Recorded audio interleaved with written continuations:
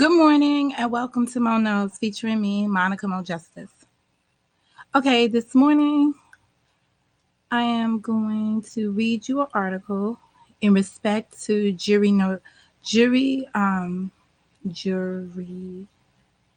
diversification.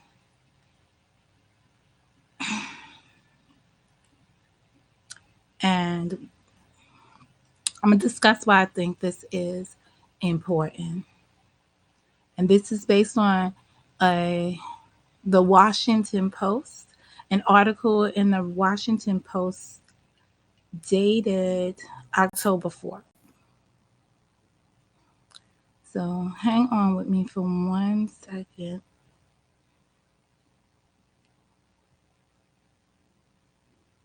Mm, all right. And what is this? I'm going to get rid of this. I was watching that. I'm going to pick that up at work.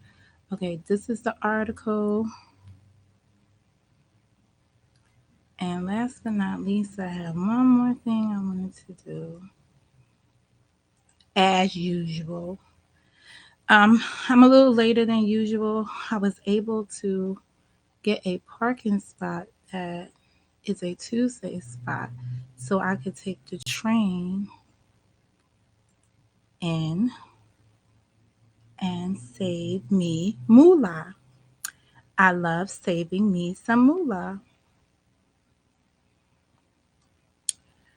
Especially, I'm a little distraught because I got no phone. And I have no way of checking to see the status of the phone because I refuse to put my email on this system.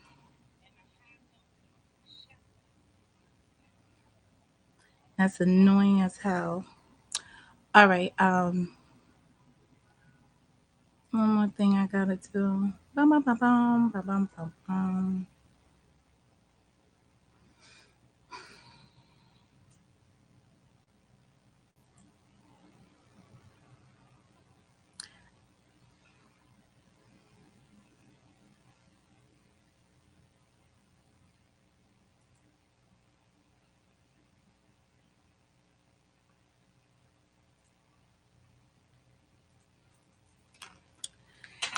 It's a wrap. Um, nothing, nothing amazes me anymore about anything.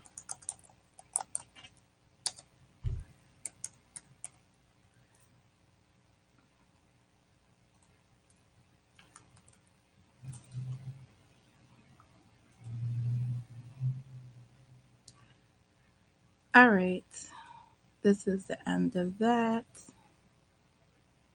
This. Okay, so let me go back to the drawing board.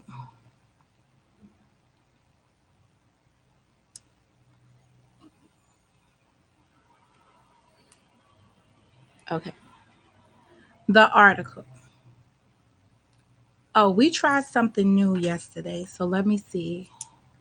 I might not want to do that. No, I don't want to do it. You always got to be one step ahead of this game. Okay, here is the article.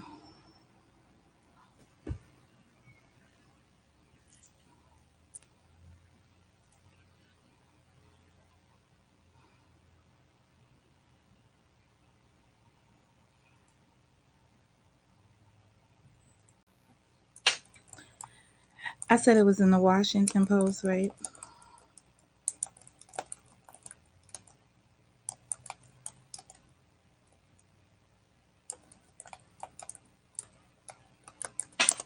Never freaking fails around here. Okay, so this article is from the Washington Post. It is dated October 4th. It's entitled Amber Geiger Conviction: What We Know and Don't Know about how diverse juries behave. From start to finish, the trial of former Dallas police officer Amber Geiger was unusual.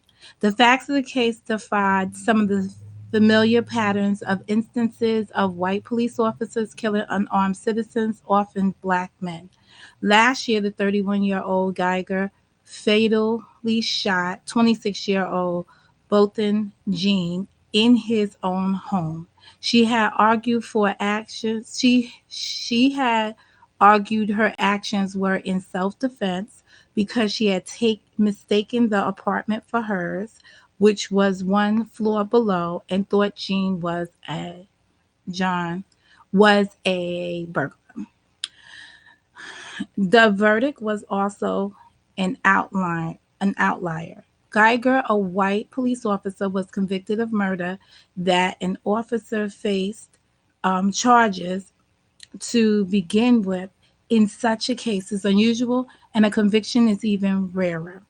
But the jury then decided Geiger's faith was perhaps most notable because it was diverse. Hold on one second. I just thought of something.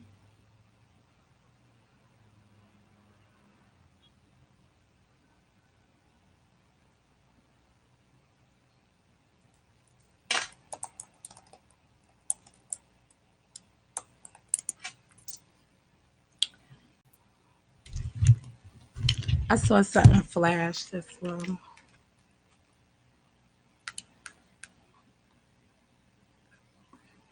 This is the sickest thing I ever did see.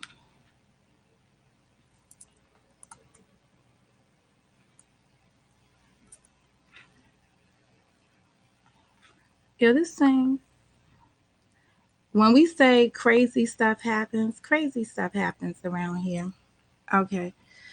All right. Let me go back to the drawing board.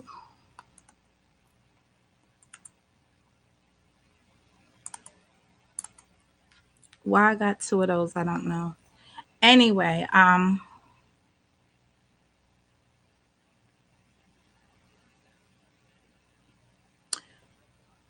so the verdict was also an outlier. Geiger, a white police officer, was convicted of murder that an officer faced charges to begin with. It in such a case is unusual, and conviction is even rarer. But the jury that decided Geiger's fate was perhaps most notable because it was diverse. The 12 jury members, plus four alternates, included seven black members, five non-black people of color. So we got a new grouping. Five non-black people of color and four white members.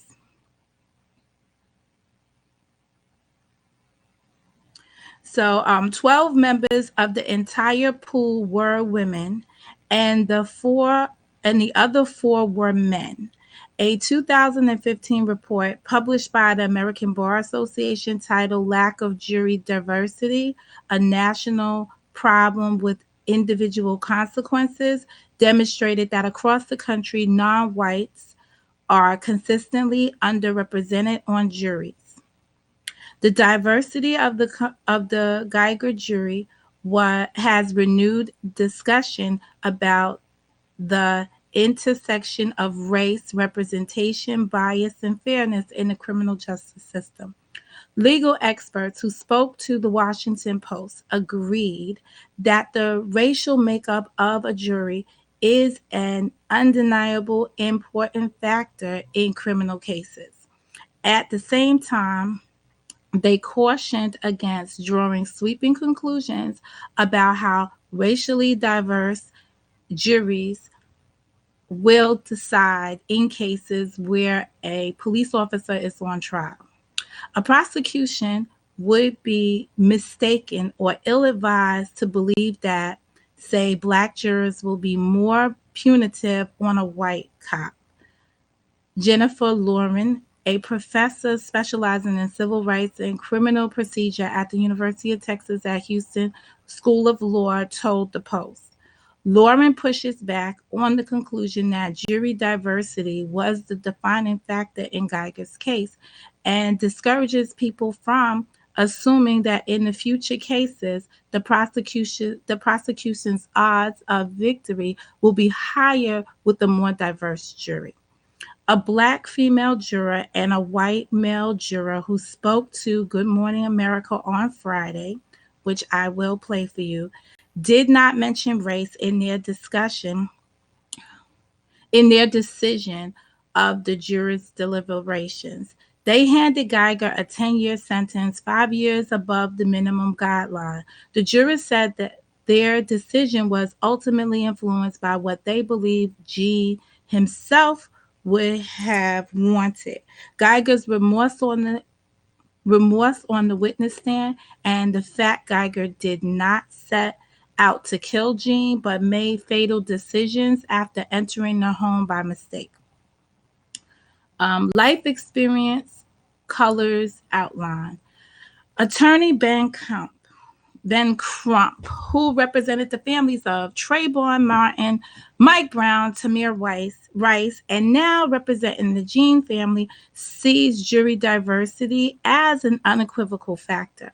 Does it matter? Absolutely. It has a tremendous impact, Crump told the Post the day after Geiger's sentence. In many cases, the case is won and lost in the jury selection. Crump, who is black, said racial or ethnic identity is a common life experience that can transmit a powerful, if unconscious, relatability. Crump suspects black jurors in Geiger's case didn't want to hear a word about Gene singing in his church choir or going to college to relate to and humanize the victim. So basically, it's saying because they could, because it was relatable, they didn't need to be spoon fed that he was part of the trial, that he was part of the college choir, or that he attended college.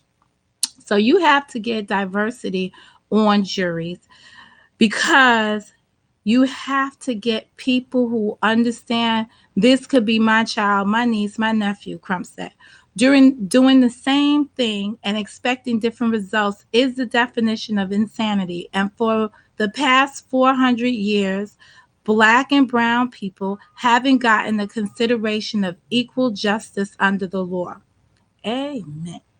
Lauren agreed that it's absolutely plausible the the individual experiences of the jurors will affect their evaluation of the credibility of police or what constitutes reasonable. And reasonable is in quotes because reasonable is a standard. It's what a reasonable person would do in a situation.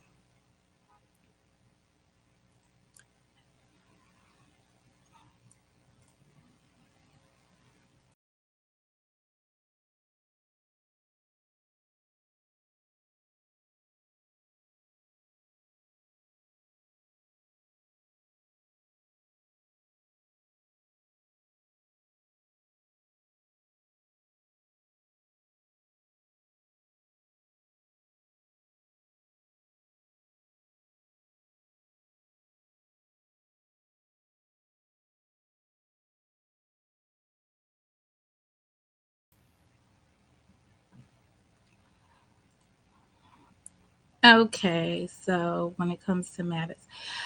Okay, so where we at? Lauren agreed that it's absolutely plausible the individual experience of the jurors will affect their evaluation of the credibility of police or what constitutes reasonable when it comes to matters such as officer use of force or officers' claim that they were in danger. In a world where white jurors and jurors of color are statistically likely to have had different life experiences with police and with racism, it is reasonable to think that a more diverse pool of jurors might come at those issues in a different way. Ronald White, whose research focuses on criminal procedure and prosecution at Wake Forest Law School, echoes Lauren's caution about drawing overly broad conclusions tied to race. There's ample data that both decades of cases and experimental studies on how the racial makeup of jurors affects criminal cases. But there's virtually no data on criminal cases where a police officer is accused of killing a civilian, a potential viable variable, because prosecutions of police officers are so rare and are relatively recent, Wright said. Since 2005, only 35 officers have been convicted of a crime related to an on duty fatal shooting, according to the report by NBC News. Mixed jurors behave differently. In cases where an officer is not the defendant, Wright said some patterns related to the racial makeup of the jury hold true. For every white male juror, you add measurably to the probability that the jury would convict. And it's a stronger tendency if the defendant is an African American male. The reverse is true when more black men are on the jury. They convict less frequently. The data was inconclusive on white and non white women.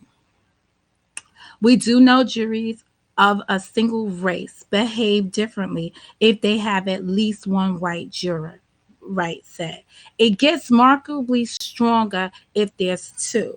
It gets more and more noticeable with two because what would otherwise be a lone non white juror is less isolated. If there are at least two non white jurors, you're more likely to have a hung jury or maybe conviction on a lesser charge. Wright said there's not much data on the reverse of how majority non white juries behave with the addition of two or more, one or two white jurors, since non whites are rarely the majority in juries because of factors such as the rate of jury summonses that come back as undeliverable but higher for non white residents, and that prosecutors are more likely to strike black and non black people of color from prospective jury pools. Lauren and Wright both agree that given the vastly different life experiences and police interactions non whites have compared with whites, a diverse jury will certainly bring different perspectives than an all or majority white one. But Lauren said the Geiger case provides a cautionary tale for drawing blunt conclusions about how diverse juries behave. The jury could have convicted Geiger on manslaughter, but found her guilty of the more severe murder charge.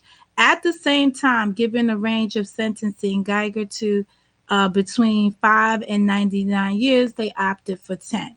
Wright said it is more said if more officers are charged with murder, he would look at the racial makeup of the jurors, but also the reputation of police in a particular community, which adds just another variable into the equation. The bottom line for Lauren is that in officer involved cases, and especially in the Geiger case, while a jury's racial makeup can make a difference, it's harder to isolate it as a deciding factor, particularly when the idea of fairness is constantly being balanced and rebalanced in each new case. Do we think a jury is fair when it's broadly and accurately representative of the community, or do we think a jury is fair when the defendant has the best odds of gaining sympathy? Lauren says those are two very different concepts of what we think a jury is supposed to do. Okay, my thoughts. It's simple. Um, Changes are coming. When you can have a jury of your peers, and in this case, maybe Geiger didn't feel like she had a jury of her peers, but I think she did. I think the jury was diverse enough. I'm in my head Good morning. Let me say good morning to all in the chat. Good morning, Miss G, Diane Sagittarius, V Boogie, Miss Washington, Kareem Walker. Good morning and welcome to the Influence Lounge. Okay. Diversified jury. Do y'all want me to play y'all? I'm hesitant because it's a news thing, but let me play you the two jurors that decided to speak. So I've been doing a little digging into the juror camp here to see what was going on with the jurors. And I come to the conclusion that they did not want publicity. Whoever these people were, they didn't want publicity. But these seem to be two fairly young.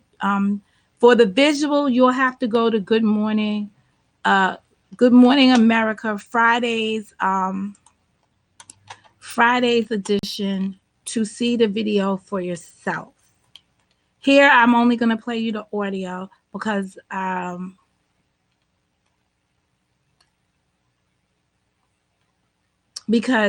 fair use. I'm going to try to do it in a fair use capacity.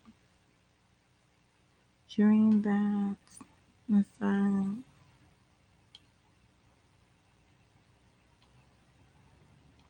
okay, but I did watch this, and I visibly felt they were young.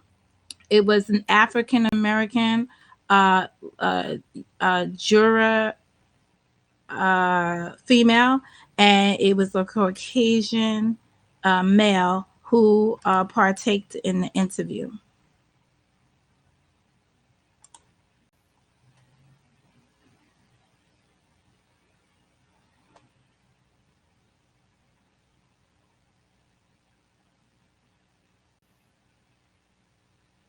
I'm waiting for the commercial to go through.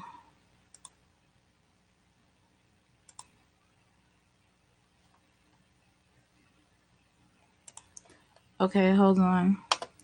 Here we go. Here we go. Here we go. All right.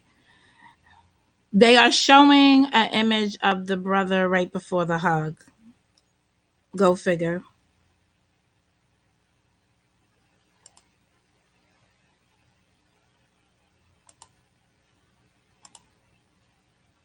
Live in just a few moments. But first, Marcus Moore joins us from Dallas. Marcus, good morning to you. You spoke with two of those jurors who convicted Amber Geiger of murdering her neighbor.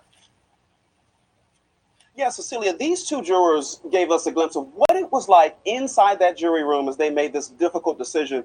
And they told me there were sleepless nights and a lot of tears. I think that was one of the hardest things I've ever had to do. This morning, two of the jurors who found former Dallas police officer Amber Geiger guilty of murdering Botham Jean are speaking out. There's no way we can ever know what he would want, but I think we all had to make a decision that we could live with and that our conscience could be sound with. The diverse jury, made up of 8 women and 4 men, all of varying ethnicities, sentenced Amber Geiger to 10 years behind bars. These jurors telling us the decision was not an easy one. There was a lot of crying. A lot of crying.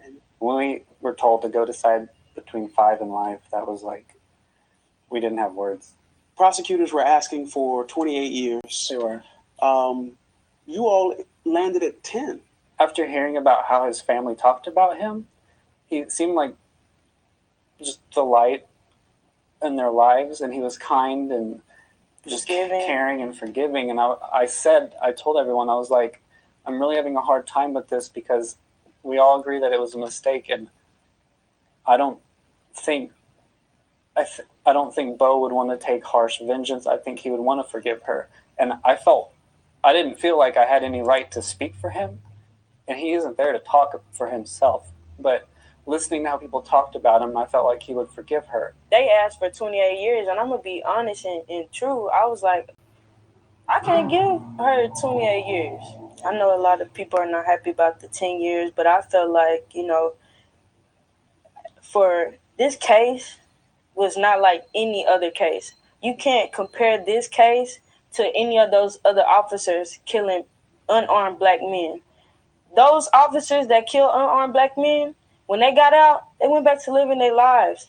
Amber Geiger, ever since she killed that man, she has not been the same. So, what I garnered from that, and you can go to Good Morning America and listen to the rest of their sentiment. What I got from that is that uh, they ran with the, what do you call it? The faith. Please, please, you want more? She said, please. Hold on a second. If we be in the dark web with the channel, this will be because we wanted to hear more. Hold on. She showed remorse in that she's going to have to deal with that for the rest of her life. Can I give her a hug, please? Please? It was this moment of grace and forgiveness to Geiger from Jean's brother Brad that has the jurors convinced they made the right decision. We found out this morning about what his brother did, and it kind of helped us feel like we ended up with the right decision. One thing that Botham can teach us all is that we should all love each other instead of hate each other. And I honestly think that if Botham would have just got shot and not killed, I think he would have forgiven Amber Geiger. Okay. He would have, not me. But this is not about me. Obviously. That's the whole interview. That was two of the jurors that came forward on Good Morning America. Your thoughts, my sentiments. I think that jury diversification made a difference here. And I believe moving forward, if people of color or so now I know that there's two groups. There are blacks and then there are non-blacks. I never even heard that category. Non-blacks of color. She said what I said. Can't blame her for all the, yes, you really can't. Well, that's the obvious. And when I started to listen to folks talk about finally we're gonna get victory and so on and so forth, I was like, that's not justice. Just because this particular case gets a guilty verdict, that's a weak vision of justice, which means that we don't understand what justice looks like. Really, we're still far away from understanding that it's a case by case basis, and you got to have a reasonable expectation based on the evidence presented in the case. So let's talk about some of the stuff being said out here, because now I'm starting to watch other YouTubers, because I was wondering where some of this negative information is coming from. And again, it's coming from people that want to introduce stuff that wasn't introduced in court. And then I remember what my purpose was when I started the other channel, Civil Justice with Mo. And eventually I'm going to transfer this over to there when I can finish editing it out and getting it together. But the purpose of Civil Justice with Mo was to really break down these discussions so that there would be more clarity around it. Okay, so yesterday, as you know, I pulled up the statute, and because an argument was being made that she can bond out while on appeal. And I said she cannot. So I read the actual statute. It's 44.04B, if I'm remembering right. Or maybe it's 44.02B. But whichever one it is, it's 44 point something. Go to yesterday's video. It specifies, but I'll find it and put it in this description. It specifies in the Texas Penal Code that if you got a sentence equal to 10 years or more, you cannot bail out. You cannot bond on appeal. Okay. In cases that are not capital cases, meaning that you are going to serve life, there is no automatic appeal. Her defense team would have to file an appeal. So the question came up: what are things that they can file appeals on? Well, any ruling that the judge made that they felt uh, hindered their case. I will have to do some digging to see and come back with y'all to you. I have to look at Texas cases specific, Texas case specific, to see if there are any cases wherein defendants who testified during the trial have filed appeals, because I think that's very interesting. To put your defendant on the stand, it is for all that appeal factor. Having her testify serves the purpose that it served, in respect to what the jurors say they reflected on was her demeanor. See, a silent defendant, even though it's their right, and they're being and jurors are instructed not to make any collation between the defendant not testifying on their behalf, uh, not to take that into consideration. The fact that she testified, they were able to take all of her behavior into consideration, and how she presented herself at the time, and what equates to remorse, which I think is damaging to the prosecution in this case, because they started to introduce the race card, because that was their way of impugning her character. And I didn't feel it was in good taste, but I understand what their intent what their intent was. I honestly think that you know the police officer herself, she had a lot of issues. She had a lot of things to overcome. And I don't believe, for me, being an older woman, based on looking at the composition of this jury body, this is where life experience may outweigh the peers that were there with her. But I found it interesting, because maybe an older group, a diverse group, would have thrown the book on her based on our knowledge of some underlying things.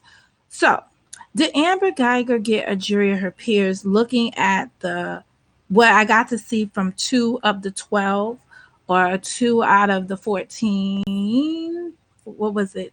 7. It was 7, 5 is 12, and 4 is 16. So out of the 16 folks that were sitting there, we got to see 2. 2 of the 16. They seem young. So I would say they were her peers, and they were thinking about her future. And I think that also needs to play in when you are having these things. Age is a factor. For me, I know that Amber Geiger had a hot ass that night. She was going home, and she was about to get herself ready to entertain the police officer friend Rivera, right? Her fellow officer Rivera. So she was all prepped for that. And in her excitement to engage in that behavior, good morning, Gab. In her excitement to behave in that to engage in that behavior, she was just trying to get. That's once I heard this, Now it explains to me why she was not under influence of any alcohol, um, or anything that made me be like, oh my goodness, how did this happen? Because even when I was explaining the story to my daughter, who didn't hear about this at all, we were in the car and I was telling her, she was like, so what does she drink? What drugs was she on? I was like, she didn't do any of the above. And when they had the other, I just saw like a piece of hair sticking out. I gotta fix that. She was under the influence of her oxy what you gonna oxytocin. What's that? Oxyco. So you think she was under influence or something? I didn't hear anything yet about any drugs or anything. Any medications. I didn't hear that yet. Oh, but I will tell you what I have heard around here on the internet. So I've eliminated the bail on the bond on appeal. That's not going to happen here. Okay, what was the other thing? That that there was police paraphernalia or stuff inside his apartment or whatever. I didn't hear none of that yet. So I'm still listening to the expert witnesses to see what they said.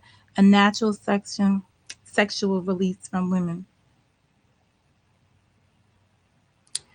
Man, don't come in here being medically correct. We not all of that. I told you it's Mo knows limited amount of shit. Be like, you're all about to look it up and be like, what? No, I said no. Or she was just gonna have an affair. You know, she was just getting ready for her piece of meat, and that's it. Um, this was an unusual case. So that other stuff, I'm looking into it. And now I know what channel people are getting it from, and I'm gonna say this: I stopped watching that channel. Not because I don't like the men, right? It's a channel here, it's an investigation channel, right? I find the man hilarious, right? But there came a point in time in the Malia Davis case that I got turned off because he kept going after the mother and saying that they didn't arrest her, and it became like an assault on the mother in that case. And I was just like, until they arrest her, dude, you harassing her on the internet and doing all of this stuff is not going to make a difference. It's not going to bring Malia Davis back.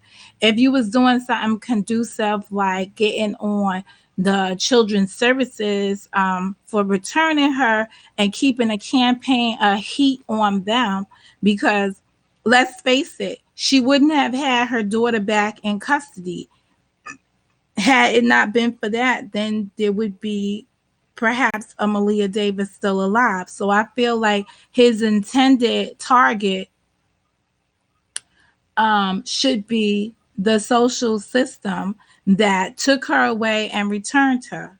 And that's what needs to be, that what needs to be revamped and changed at this point in time, and spend your energy chasing them down and making, you know, um, dealing with that issue. But some people, they got their own figures, so you can't correct folks. Let me see, did this phone even charge? I'm so mad at this shit. Oh, I got 9%. I'm looking good. Oh, fuck. I done took the damn thing down. I made a whole fucking mess of shit. Are there any questions?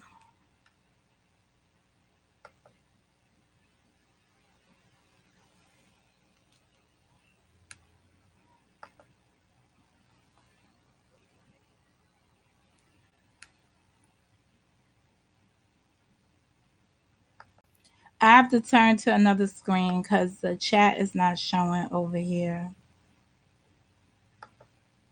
So give me a second, but I need to plug back in the phone because I got 9%. I'm so happy I got 9%.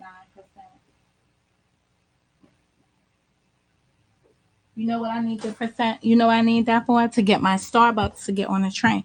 I'm so confused. Should I be getting the cold drink this morning? Because I really want the tea. I like the tea. Or should I get the hot drink this morning?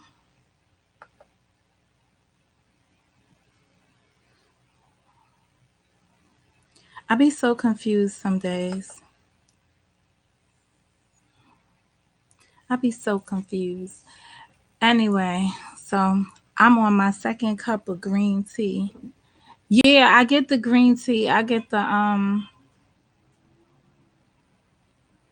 peach green tea, whatever the hell it is.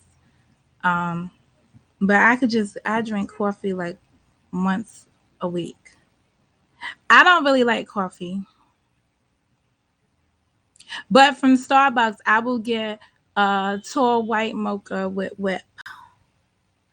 Yes, but some days, but and sometimes I change the milk in it to coconut milk. But some days I don't know. I don't know. This is one of those days I don't know.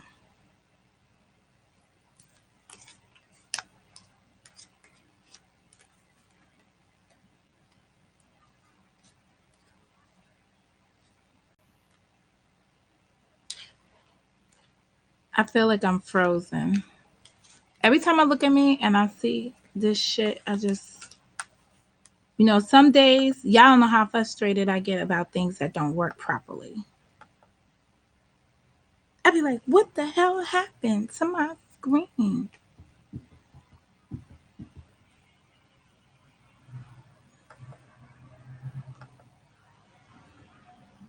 Hmm. You can't drink milk. I drink milk and I drink coffee like once a week. Yeah, I don't know. I regret. I was telling somebody like I have no energy to go to work.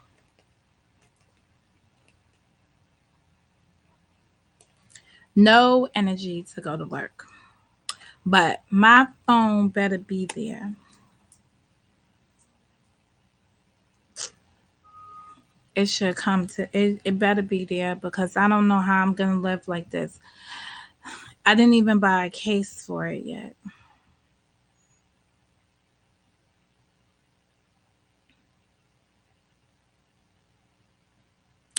And that's it. All right. If there's no further ado and there's no further questions for me, I will scurry along. But I will look up Texas law to see um, what kind of appeals get filed. But so far, I didn't see anything that her defense. I will tell you, people were saying that they didn't think these guys did a great job, right? I'm going to look up who they were because if she got representation from the PBA in the first place, I don't know if these are the same these are the same attorneys that she had if she got them from the police union. But I am begging to differ. Why did they fire her? Because she got arrested of a felony? I wonder why they fired her. Hold on a second. Let me just see why they fired her.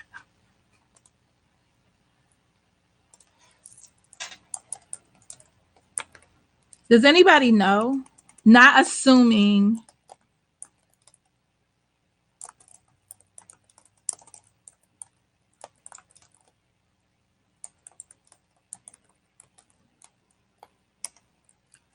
Dallas PD. Man,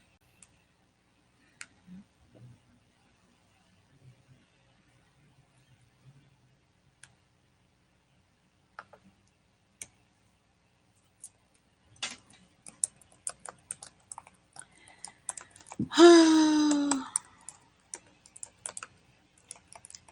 was just checking if we know why that happened, under what grounds.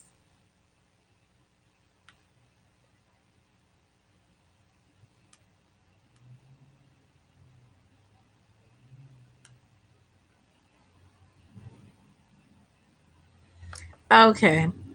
I don't really like this. Well, a lot of people use it. So the Dallas police, this is coming from the Daily Beast. The Dallas officer Amber Geiger fired over Botham Jean shooting. And this was published in 2018, uh 9/24. So it sounds like they fired her immediately. So Amber Geiger, the Dallas police officer who shot and killed Botham Jean, then claimed to investigators that she mistook him for an intruder in her apartment, was fired from the Dallas Police Department after an internal investigation. An internal affairs investigation concluded that on September 9th, 2018, Officer Geiger engaged in adverse conduct when she was arrested for manslaughter. The release stated Officer Geiger was terminated for her actions. The decision comes after the department was criticized for placing Geiger on paid administrative leave and not acting sooner to terminate her. As the Daily Beast previously reported, 30-year-old Geiger claims that she accidentally entered Jean's apartment that day, mistook the 26-year-old as an intruder, and opened fire in self-defense. She was later charged with manslaughter. All right, so that, see how things get put all together for me? She was charged with manslaughter.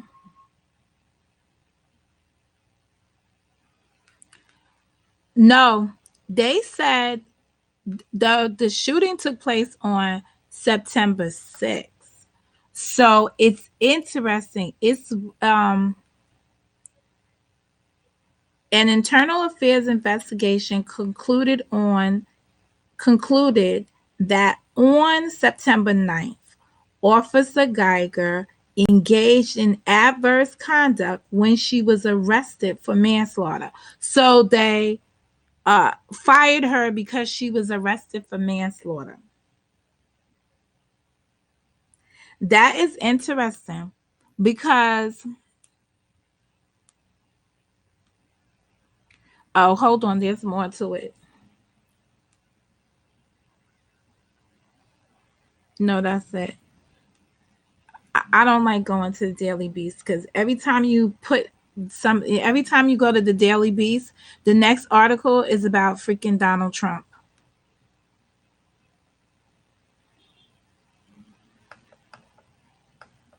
So technically, it probably wasn't considered the pressure. It was considered the fact that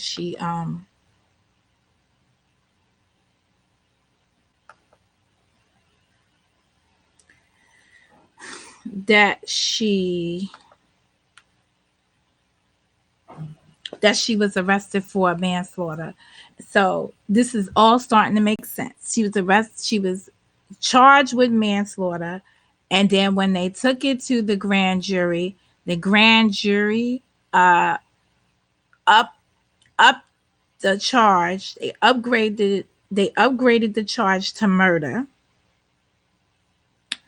and that's what she was tried for, murder. So interesting developments. Anyway, this is Mo, and I'm about to go. I will see y'all in the AM. And that's it. That's all. That's everything. Have a good day.